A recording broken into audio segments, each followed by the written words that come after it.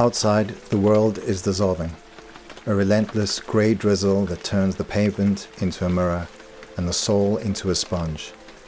It's the kind of day that tells you to stay inside, to sink into the couch and let the blue light of the screen wash over you. We live our lives in the digital ether now. We're ghosts in a machine, governed by the tyranny of the ping, the urgent red dot of a notification, the endless soul-sucking choreography of mouse clicks and CC'd emails. It's a clean world.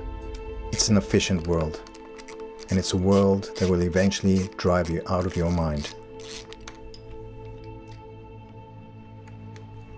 But then there's this heavy, oily, unyielding slab of iron and chrome. The Interceptor 650 doesn't care about your deliverables. It doesn't give a damn about your quarterly projections. It only understands physics, heat, and friction.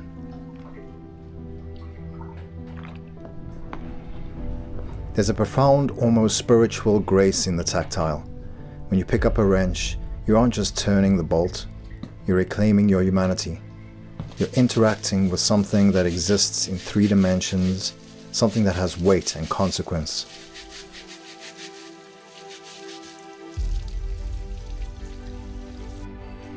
Changing the oil is a ritual. It's a blood transfusion for the mechanical beast.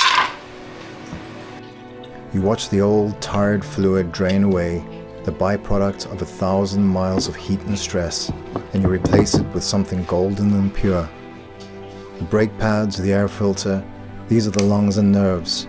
You work with your hands and suddenly the static in your brain starts to clear. The replies all and the per my last email fade into the background. Here, there's no ambiguity. Either the bolt is tight or it isn't. Either the machine runs or it doesn't.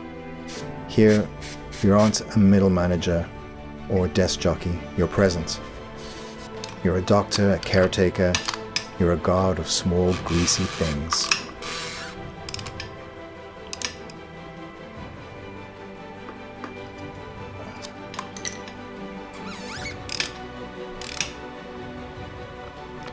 Why do we do it? Why spend a Saturday afternoon covered in dirt? Because this machine is more than just a collection of parts, it's a portal. It's a getaway driver waiting at the curb.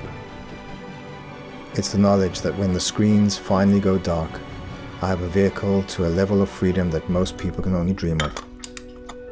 The rain is still falling, the bike is ready. For a moment, the world makes sense again.